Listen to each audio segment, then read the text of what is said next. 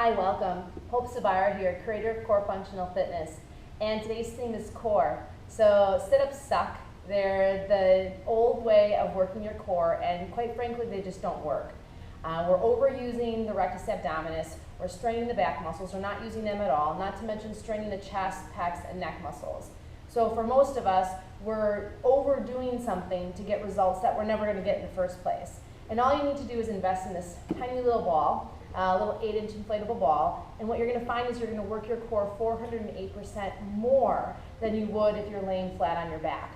Not only are you going to increase strengthening your back muscles, which are a part of your core, but you're going to get extension and flexion, which you can't get when you're laying on your back.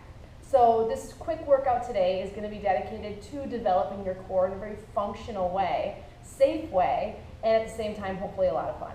All right, take your ball, slide it behind the sacrum, and then find yourself sitting up on your sitting bones with a nice long spine. Watch that the bottom of the rib cage isn't protruded, and if you are someone that does have protruding ribs, really working on neutral, check out some of my other videos, really focusing on neutrality in the body. But we want to relax those ribs down, almost in line with the front hip bones. Hands under the thighs to start. Exhale, a little bit of a pelvic tilt. Feel the bathroom muscles of your pelvic floor contract. And now with a long spine, inhale, extend your body back about 45 degrees.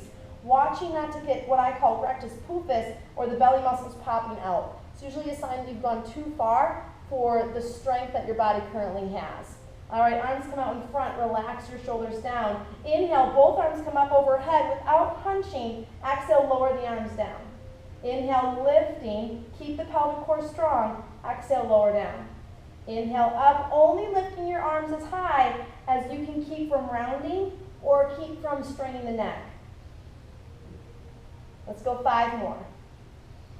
No hip flexor tension, keep the pelvic core strong.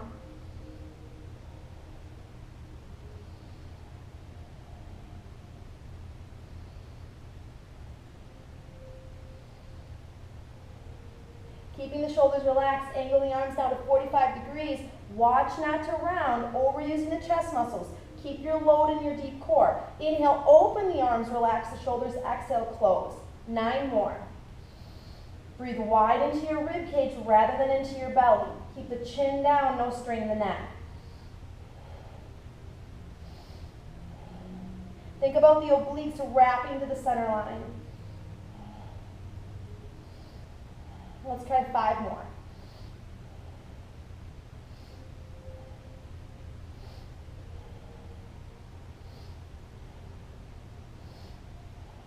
Deep breath in, lift with your trunk. Exhale, bring yourself up slowly. Nice work. So a couple things I want you to pay attention to. One, making sure that we're not straining in the hip flexors. If you are, recreate that little pelvic tilt, making sure, again, it's not in the spine.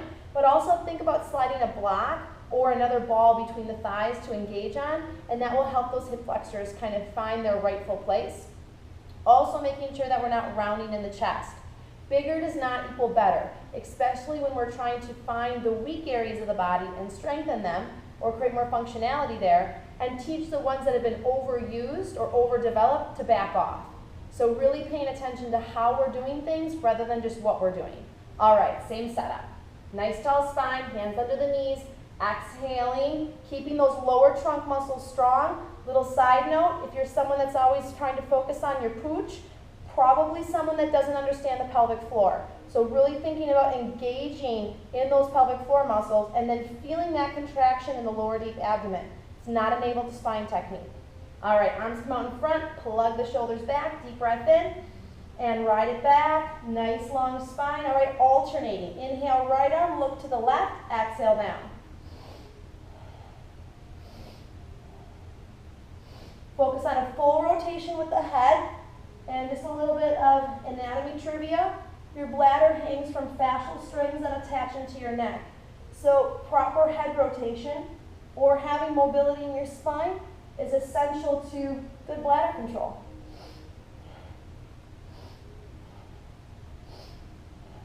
Notice where you're overworking and where you're avoiding.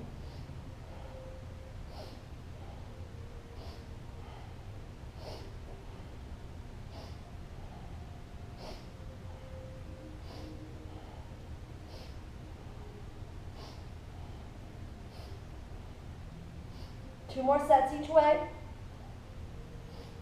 Last time. Deep breath in, lift with your trunk, and exhale, bring it up. Nice work. So when we think about, again, utilizing our deep core muscles, that also includes our back muscles. So when you're in neutral and you're working on the ball like this versus the flat floor, you're probably going to feel your back muscles working rather than them being dormant. So when you're in that 45-degree angle, you're going to feel it where you're weakest. If you're more weak in the rectus, front, lower transversus, you might find that you're there. If you have a little bit more weaker lower back, you might find that you're there. I had a baby 6 months ago, and so I'm still working on redeveloping and cultivating my back muscles. So I'm really paying attention to keeping that neutral, and I'm also noticing some asymmetry, having a slightly weaker right lower back than left side. So just some food for thought. All right, so again, feet set up, nice tall spine, pelvic tilt. It's not a spinal movement, it's a pelvic movement. And so as you keep that tilt, kiss the sacrum to the ball, bring it back 45 degrees, relax your shoulders. Arms come out in front. Let's start with some figures or some circles here. So inhaling and exhaling, my trunk is strong. The movement's coming from my shoulder, not from my torso. So keeping the arms knife edge strong, just slowly draw those circles bigger and bigger, as fast or as slow as you'd like, as long as you can keep stability and your trunk muscles firing. Breathe.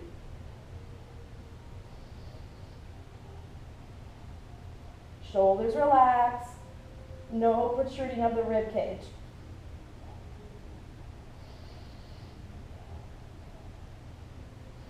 And now reverse it, keeping the arms toned, no macaroni noodle arms. Chin is down. My arms are an extension of my core or my trunk, so if this is weak, don't expect your arms to be strong.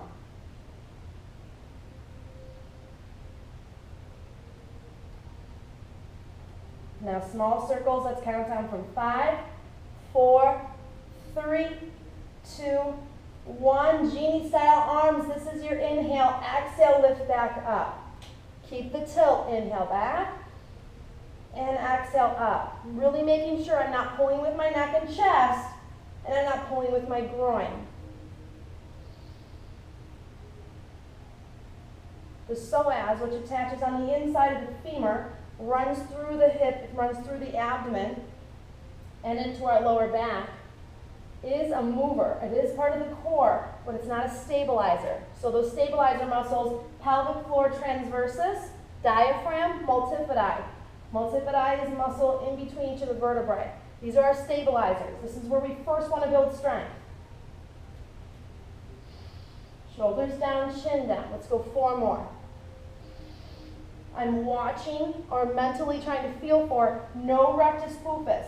So my belly muscles distend out, I'm going too far back. Your head touching the floor does not equal a good workout here.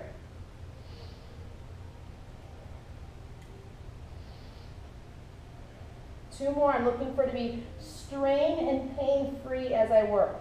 Last one. Nice job. Release the arms down. All right, move the ball and come onto your back. Place the ball underneath the sacrum. So your sacrum is where your pants are. Neutral pelvis, now the back is free floating, so think about the core 365 degrees. Rebroaden the upper back, rib cage melts down. So that way, that rectus muscle, if you do have protruding ribs, it's been overly stretched, we want to try to kind of bring those ribs down to readjust the length of that rectus. Shoulders relaxed, knife edge arms, legs to a tabletop, engage the core. Stability is our focus.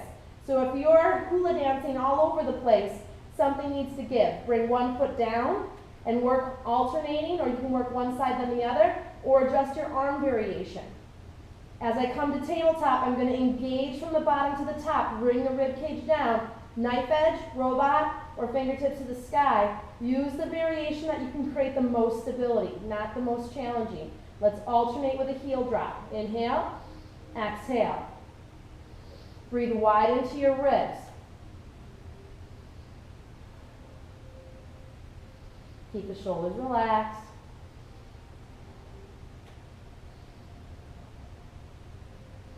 Watch for that rectus pufus. So I'm really focusing on breathing into the lobes of my lungs. The great thing about functional core work is that when you put yourself in a position that makes sense for your body, you don't have to suck in or push out. Your core just contracts as is. It's called co-contraction.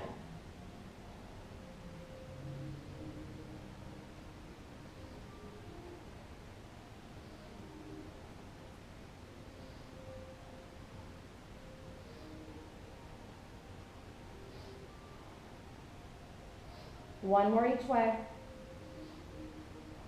Last one. All right, engaging through the legs. If necessary, slide something between the thighs.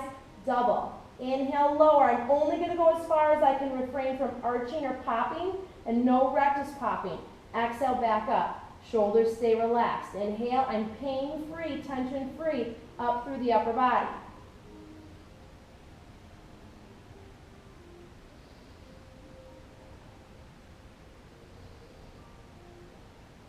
If I'm feeling popping off the floor with my upper torso, you're dropping the heels too far. 3 more. Last one. Lower the feet down slow. Extend the legs out, arms overhead. Drop the hips side to side for a nice little hip flexor stretch.